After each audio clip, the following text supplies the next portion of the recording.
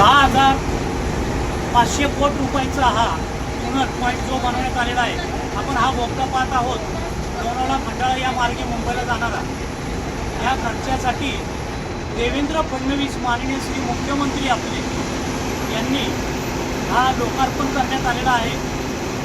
1 मे रोजी महाराष्ट्र दिनानिमित्त आज आपण पाहत आहोत की हा बोगदा आपण चालू करण्यात आलेला आहे पुणे मुंबई.